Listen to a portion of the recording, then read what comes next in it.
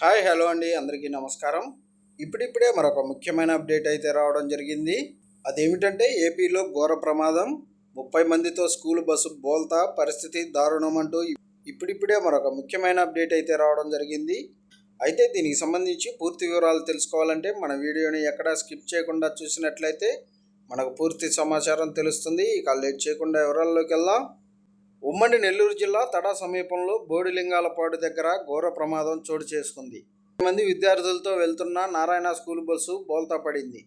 Bus బోల్తా పడడంతో ఒక్కసారిగా చిన్నారులు భయంతో ఆర్తనాదాలు పెట్టారు. వెంటనే ఘటనా స్థలానికి చేరుకున్న స్థానికులు విద్యార్థులను బయటికి తీశారు. అదృష్టవశాత్తు ఎలాంటి ప్రాణ నష్టం జరగకపోవడంతో అంతా ఊపిరి పీల్చుకున్నారు. కొంతమంది పిల్లలకు స్వల్ప గాయాలు కావడంతో తడ ప్రభుత్వ ఆసుపత్రికి తరలించారు. బస్సు డ్రైవర్ నిర్లక్ష్యమే ప్రమాదానికి కారణమని స్థానికులు, తల్లిదండ్రులు ఆరోపిస్తున్నారు. మరోవైపు బస్సుకు సంబంధించి చాసిస్ విరిగిపోవడంతో కంట్రోల్ తప్పి ప్రమాదం జరిగిందని డ్రైవర్ చెబుతున్నారు. ఏదేమైనా జరగరానిది జరిగి ఉంటే 30 మంది పసిపిల్లల ప్రాణాలు ప్రమాదంలో పడేవి. ఇటీవలే మరో బస్సు ప్రమాదం. ఇది ఇలా ఉంటే ఇటీవలే నెల్లూరు జిల్లా ఉలవపాడు మండలం మన్నేటికోట అడ్రోడ్డు వద్ద ఆర్టీసీ బస్సు అగ్నికి ఆహుతయింది. ఈ ప్రమాదం శనివారం తెల్లవారుజామున 3 గంటల ప్రాంతంలో జరిగింది.